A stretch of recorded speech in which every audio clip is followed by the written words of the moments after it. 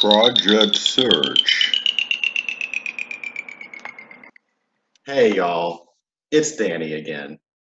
Today's presentation will be a list of tips that you can use in order to have a very good working relationship with your supervisor. Pay close attention to this presentation. Not only does it contain important information that you can use in the future, but the information will also appear later on a quiz. Project Search UTMC Remote Learning. Staying on your supervisor's good side. Maintaining a positive relationship with your supervisor. One of the most important relationships you will have as a working person is the one you will have with your supervisor. Your supervisor will have the authority to decide whether you've earned rewards such as a raise or promotion.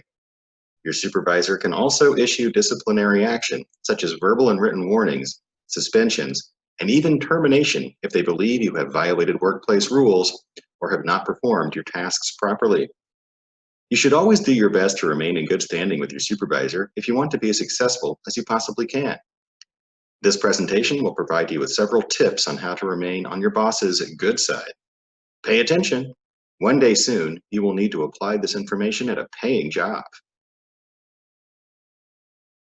Tip number 1, get to work on time every day.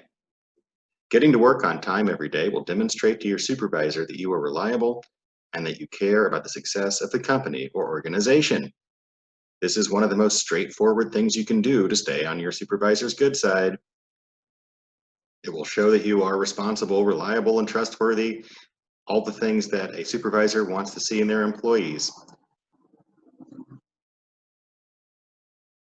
Tip number 2, always treat your supervisor respectfully. Whether the supervisor is having a good day or has made a few mistakes, you should always show your respect for them. Be polite. Avoid criticizing them, and remember that they are a human being with feelings, just like you. This is a very important point. Your supervisor is just another person. They may have certain responsibilities you don't have, and they will have the ability to supervise you and give you the feedback you need to do your job properly. But they're a person with feelings. And if you show that you respect them, they're going to respect you more in return. Tip number 3, don't say rude things about your supervisor to your coworkers. Don't make rude comments about your supervisor when you talk with your coworkers. The mean things you say could get back to your supervisor. If you hear your coworkers trash talking the supervisor, do not join in.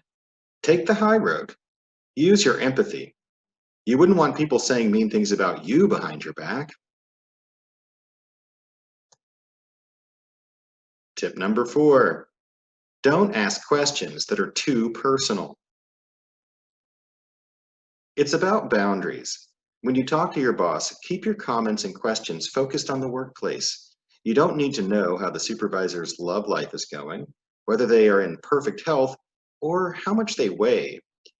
Anything that gets into those personal areas, you really don't need to be talking to your supervisor about. Try to keep your conversation with your supervisor focused on the workplace and your job performance and the things you need to improve in and that type of thing. Don't go asking them about their personal life. Tip number 5, do not interrupt your supervisor. Even if you think you already know what they are trying to say, let them finish. If you interrupt, your supervisor might think you don't respect them, either as a boss or as a fellow human being. Plus, your supervisor will often have important knowledge to share with you. Always listen to what they have to say.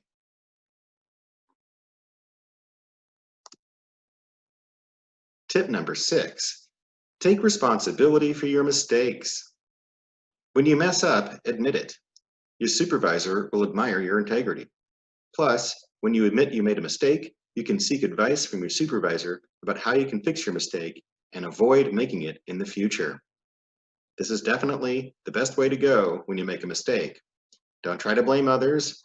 Don't try to put the blame on faulty equipment or any other factors like that. Take responsibility and figure out what you did wrong get the training you need to fix it, and go forward.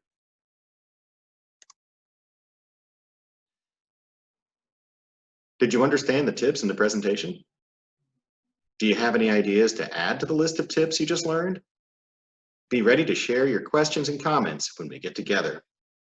As I said in the presentation, your working relationship with your supervisor is one of the most important factors that contributes to whether you're going to be successful or not at work. So I hope that you listened closely to these tips and that you will apply them in your future job. Auf Wiedersehen. Wiedersehen.